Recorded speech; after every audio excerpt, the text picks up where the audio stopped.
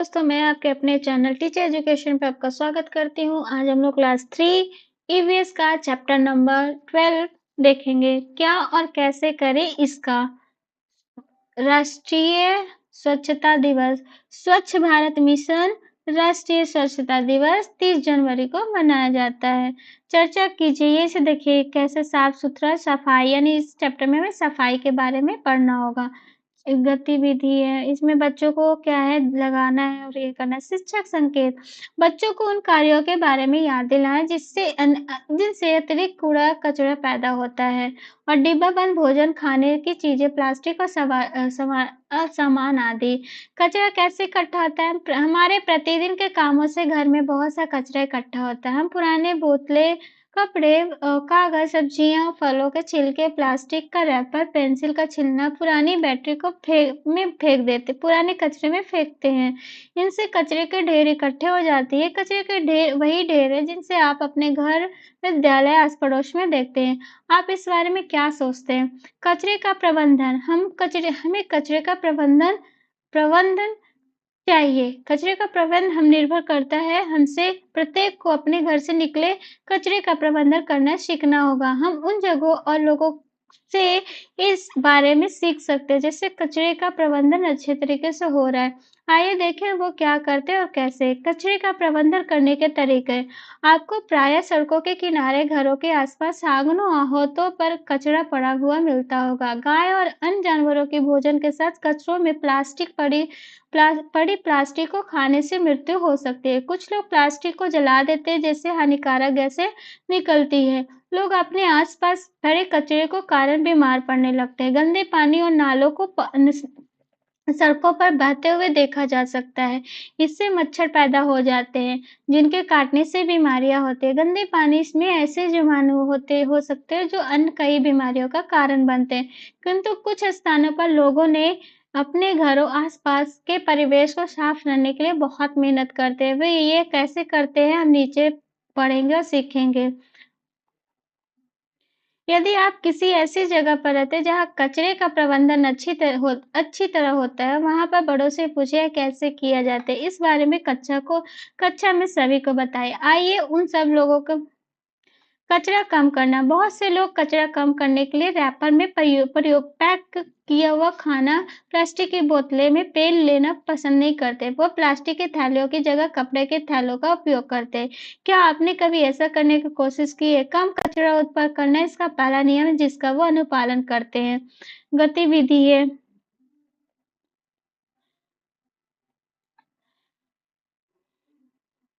अपने पुराने खिलौने और पुस्तकों ऐसे जरूरतमंदों को दीजिए जो उन्हें खरीद नहीं सकते हैं। आप इस तरह आप स्वच्छता अभियान का एक हिस्सा बन सकते हैं। आप और किन तरीकों से सहायता कर सकते हैं।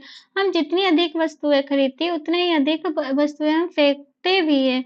इससे और अधिक कचरा पैदा होता है। हमें वही वस्तुएं खरीदनी चाहिए जिनकी हमें वास्तव में जरूरत है और उनका तब तक उपयोग करना चाहिए जब तक कि वे उपयोग करने लायक हो। पुनः प्रयोग करना, कचरा कम करने के लिए एक और महत्वपूर्ण काम जो बहुत से लोग करते हैं, वस्तुओं को पुनः उपयोग करना। हमारे दादी, नाना नानी कभी पुराने कपड़े फेंकते नहीं थे। वे पुरानी साड़ियों से रजाई, पुराने कपड़ों के से थैले बनाते। कभी कभी वो पुराने कपड़े ऐसे लोगों को देते जो कि उन्हें जरूरत होती थी।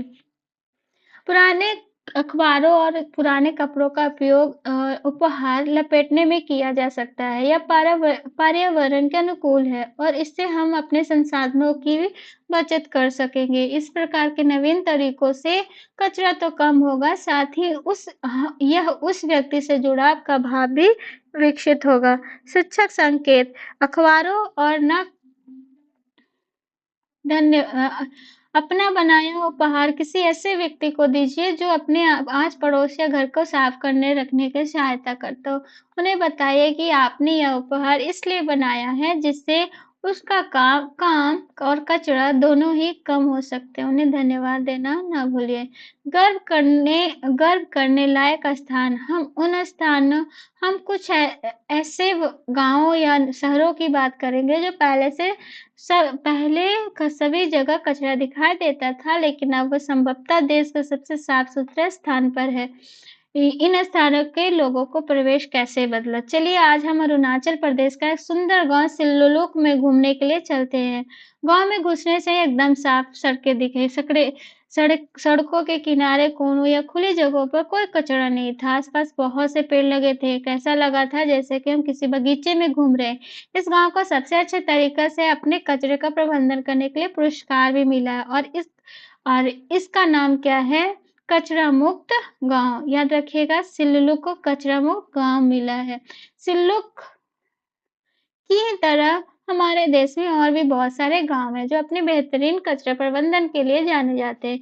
ऐसे ही एक छोटा सा गांव है नरेना, जो देश का पहला कचरा मुक्त गांव है। इन्हें अगर आ जाए कि देश का पहला मुक्त कौन सा है तो बोलिएगा छोटा नरेना। नरेना छोटा नहीं, देश के बहुत से अनसारा कस्बे को जैसे मसूरी और इंदौर भी अपनी स्वच्छता के लिए जाने जाते हैं। विभिन्न तरह के कचरों को अलग करना। यदि आप अपने आसपास तो आपको प्राय 2 तरह के रंग के कूड़ेदान डस्टबिन रखे मिलेंगे। यह आपके विद्यालय, स्थानीय बाजार, बस स्टॉप, रेलवे प्लेटफॉर्म, मेले में रखे हो सकते हैं। ये 2 क्यों रखा जाता है, आइए जानते हैं। कूड़ेदानों में किस तरह से कचरा डालते हैं। हर एक कूड़ेदान हमें सूखी टहनियाँ, पत्तियाँ, टहनियाँ, टुकड़े, फल सब्जियों के छिलके, अंडों को छिलके आदि डालते हैं। ये सभी चीजें आसमान से आसानी से सड़कर मिट्टी में मिल जाते हैं। हर एक कूड़ेदान के कचरे से मिट्टी में मिलाकर पौधे के लिए खाद तैयार की जा सकती है। इससे मिट्टी में रहने वाले छोटे छोटे जीव को भोजन मिल जाता है। धातु, प्लास्टिक, कांच के से बनी चीजें नीले कूड़ेदान में डाली जाती हैं। इन फेंकी गई चीजों में मौजूद धातुओं, कांच, प्लास्टिक से नई वस्तुओं को बनाया जा सकता है। इसे पुनर्चक्रण कहते हैं। याद रखिएगा, पुनर्चक्रण क्या है? जो पुरानी चीज है उससे नया चीज बनाना। कुछ जगहों में इन सामग्रियों के लिए अलग अलग कूड़ेदान होते हैं, जिनसे इन्हें पुनर्चक्रण के लिए विभिन्न स्थानों पर भेजने से में सुविधा हो। जिन गांवों और शहरों के कचरे को अलग अलग करके डाला जाता है और पुनर्चक्रण किया जाता है, वे अपने परिवेश को स्वच्छ बनाए रखने के लिए बनाए रखते हैं। इस तरह से कचरे का सही तरीके से प्रबंधन होते हैं। शिक्षक संकेत है। शिक्षक इस गतिविधि को यह समझाने के लिए कर सकते हैं कि धारदार और नुकीली, हानिकारक जैसे टूटी हुई कांच की वस्तुएं, सुई आदि किसी कपड़े या कागज में लपेटकर फेंका जाए, ताकि जिससे सफाई कर्मचारी को कोई हानि न पहुंचे। अपने आसपास के परिवेश को स्वच्छ रखना। जब जब आप राष्ट्रीय स्वच्छता, याद रखिएगा, राष्ट्रीय स्वच्छता दिवस 30 जनवरी मनाएं, तो अपने आप को तथा आसपास के वातावरण को हमें स्वच्छ रखने की प्रतिज्ञा लें।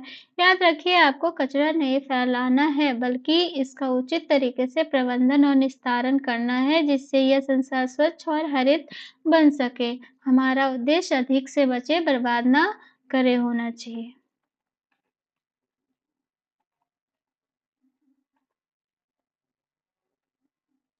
तो ये था आपका चैप्टर नंबर 12। आई होप आपको समझ में आया हो। अगर आपको समझ में आया हो, चैप्टर अच्छा लगा हो, मेरे पढ़ाने का तरीका अच्छा लगा हो, तो प्लीज़ लाइक, शेयर और सब्सक्राइब कीजिएगा। Thank you and have a nice day. और ये याद कर लीजिएगा। Thank you.